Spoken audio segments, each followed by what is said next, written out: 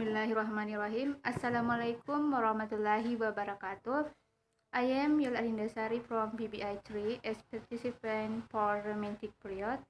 So I will explain about that period. Hal yang sangat mempengaruhi perkembangan periode romantis pada abad ke-18 sampai 19 adalah kesedihan-kesedihan masyarakat Perancis karena revolusi yang semakin berdarah. Kesedihan tersebut membuat para penyair di Inggris berinisiatif untuk membuat karya-karya sastra yang mengangkat tema tentang kesedihan tersebut. Karya sastra yang muncul adalah puisi, prosa, dan drama yang tidak berkembang. Para penyair menciptakan karya sastra dengan ekspresif atau kebebasan dalam mengungkapkan perasaan. Mereka berempati pada rakyat Perancis karena rakyat Perancis ditindas dan tidak diperlakukan adil oleh rajanya. Romantisme yang menampilkan kesusastraan yang spontanitas dan penuh kebebasan dalam berekspresi, maka periode romantisme sangat erat kaitannya dengan puisi dan prosa. Karena kedua hal tersebut membutuhkan spontanitas yang tinggi serta melibatkan perasaan dalam menulis sebuah karya sastra tersebut. Maka nama periode romantis ini muncul dari fenomenal revolusi Perancis yang mendorong para penyair menciptakan karya sastra. Alasan sebuah periode romantik muncul adalah para penyair yang ingin mengembangkan karya-karya sastra secara spontanitas sesuai kriteria romantisme dengan kebebasan dalam mencerminkan kehidupan yang terjadi di masyarakat. Aliran romantis mengangkat tema-tema yang menggunakan imajinasi, perasaan, kebebasan dalam mengeluarkan pendapat, dan juga idealisme. Pada abad 18 sampai 19 tersebut, puisi adalah karya sastra yang utama yang sangat memenuhi kriteria romantisme. Karena puisi penuh makna akibat dari kebebasan dalam berekspresi yang ditekankan pada sebuah karya-karya sastra puisi. Serta puisi juga berasal dari ungkapan hati atau perasaan.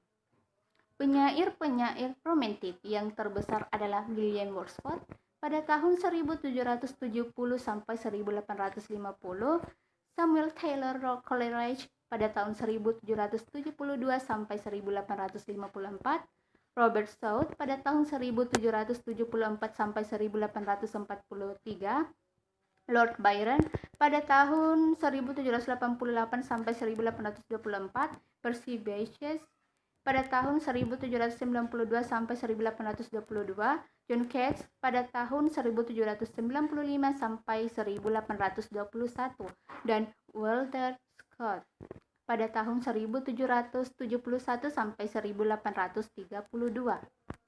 William dan Samuel menyajikan kebebasan dalam mengungkapkan perasaan yang mengungkapkan dalam bahasa asli tanpa rekayasa. Pengalaman yang diungkapkan melalui emosi dan imajinasi serta tentang alam sepenuhnya dituangkan dalam karya-karya dari kedua penyair tersebut. Romantisme Wordsworth sepenuhnya diwujudkan dalam puisi autobiografinya yang penuh ekspresif. The Prelude dan karya dari Coleridge, Ode to Rest, yang menuangkan sifat kebebasan dalam berekspresi.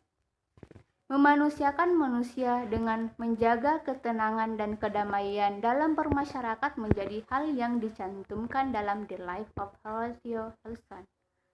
The Life of Horatio Nelson, karya dari Robert South, John Keats, and Percy Bysshe Shelley, and Lord Byron, kepekaan intelektual dan emosional tergabung dalam bahasa yang penuh estetika dalam karya-karya sastra dari penyair-penyair tersebut.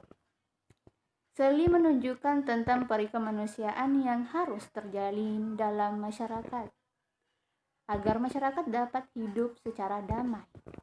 Yang dapat kita lihat dari karyanya yang berjudul The Spirit of Solitude. Kemudian Byron, ia mengungkapkan rasa sakit hati melalui karyanya. Setiap manusia yang kecewa terhadap harapan pasti akan merasakan sakit hati dan rasa ingin memberontak. Rasa ingin memberontak dalam jiwa pasti akan terasa jika kita mengalami kecewa terhadap harapan yang tidak tercapai. Hal tersebut dialami oleh penyair yang bernama Byron. Ia memilih untuk mengungkapkan segala emosi jiwanya dengan penuh ekspresif melalui karya sastra, seperti karyanya yang berjudul Childe Harold.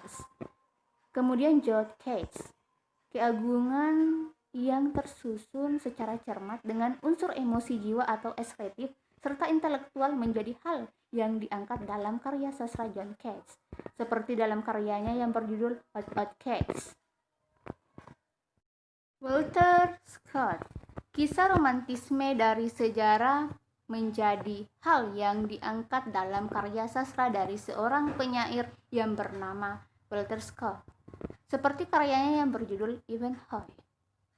Kemudian prosa, sesuai dengan pengertiannya yaitu sebuah karya sastra yang tidak terikat atau dapat dikatakan bebas, maka prosa di sini sangat berhubungan dengan romantisme karena sama-sama mengandalkan kebebasan dalam berekspresi. Penyair yang terkenal pada periode ini adalah Jane Austen pada tahun 1775 sampai 1877 dan Maria Edgeworth pada tahun 1776 sampai 1854 dan juga Susan Ferrier pada tahun 1782 sampai 1854. Karya-karya dari Jane Austen menunjukkan hal kenyataan hidup yang terjadi di dalam kehidupan. Pikiran jernih atau mengambil sikap natural dengan intuisi dalam mengetahui sesuatu melalui keyakinan yang kuat menjadi hal yang dimuat dalam karya-karya Jane Austen. Seperti karya-karya dari Jane Austen yang terkenal adalah Emma.